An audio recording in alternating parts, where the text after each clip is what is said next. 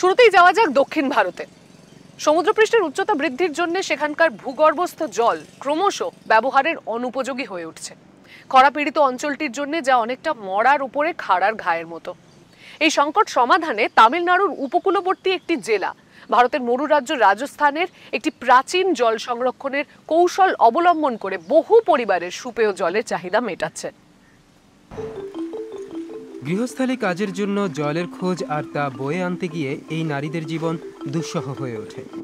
জলবায়ু পরিবর্তনের কারণে দক্ষিণ ভারতে তৈরি হওয়া জলের এই সংকট সমাধানের চেষ্টা চলছে চিরায়ত এক প্রথার মাধ্যমে। বৃষ্টির জল সংগ্রহের এই ব্যবস্থার নাম টাঙ্কা। ওই এলাকাগুলো সমুদ্রের খুব কাছে, যেখানে তারা পানির জন্য মূলত ভূম জল সংগ্রহ করতেন। কিন্তু এখন তাতে লবণের স্তরের পরিবর্তন ও সমুদ্রের জলের অনুপ্রবেশ ঘটেছে। আগে তারা 10 ফুটের তলায় গেলে লবণাক্ত জল পেতেন। এখন লবণের পরিমাণ দ্বিগুণ হয়েছে, কিছু জায়গায় 3 গুণও হয়েছে। জেলা প্রশাসনের কাছেও এটা চিন্তার বিষয়।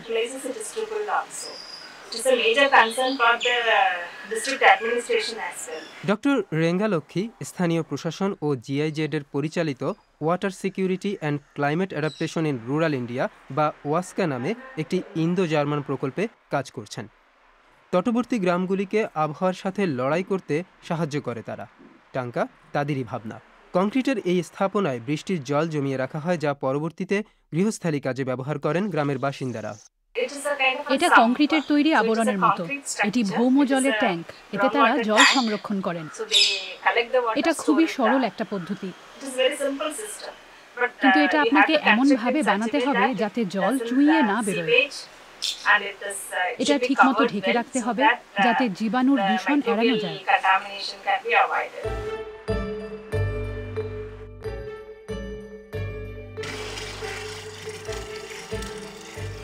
বৃষ্টির জল টাঙ্কার ঢালু অংশে পড়ার পরে ভেতরে গিয়ে জমা হয়।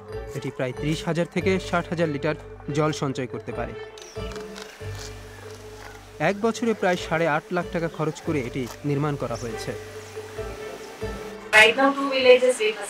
এখন পর্যন্ত 2টি গ্রামের জন্য আমরা এটি বানিয়েছি। 2 গ্রামের প্রায় 150টি পরিবার এর ফলে উপকৃত হচ্ছে। তারা গ্রীষ্মের 4 মাস বিশেষভাবে এই জল ব্যবহার করে। বাড়িতে পানীয় জলের ব্যবস্থা করাকে নারীদের দায়িত্ব ধরা হয়। এই দায়িত্বের কারণে স্থানীয় নারীরা জলের খোঁজে যান এবং স্থানীয় জলাশয়গুলি থেকে তারা জল সংগ্রহ করতেন। এগুলোকে উড়ানি বলা হতো। গ্রামের পরিবর্তনের সাথে সাথে এই উড়ানিগুলিও ক্ষতিগ্রস্ত হচ্ছে। অনেক উড়ানি ঠিকমতো রক্ষণাবেক্ষণ করা হয় না।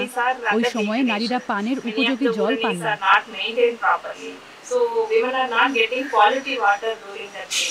উপকূলবর্তী গ্রামের বেশিরভাগ নারীরাই কৃষিক্ষেত্রের কর্মী। সারাদিনের হাড়ভাঙা খাটুনির পর জলের সন্ধান করা তাদের পক্ষে কঠিন। এই টাঙ্কা তাদের জন্য স্বস্তির নিঃশ্বাস। এই টাঙ্কা বানানোর পরে কিন্তু বৃষ্টিপাত হলে তবেই টাঙ্কায় জল যাবে, নইলে যাবে না।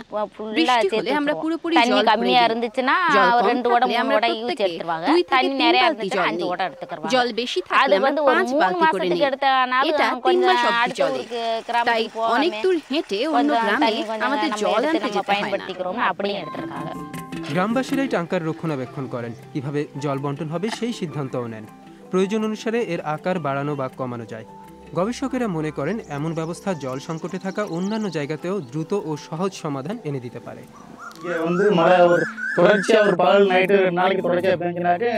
দুদিন একটানা বৃষ্টি পড়লে টাঙ্কা অন্যান্য এলাকায় জল না পাওয়া গেলে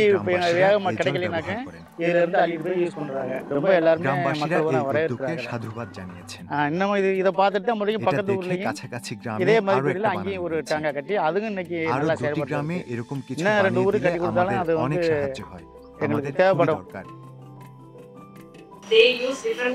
তারা নানা কিছু করে এই লবণাক্ত জল পরিশোধন করত, ফলে নারীদের পরিশ্রম বেড়ে যেত। টাঙ্কা ব্যবহার করে তারা এখন সহজেই জল আনছেন। অল্প সময় খরচ করেই তারা বাড়ির জলের যোগান নিশ্চিত করছেন।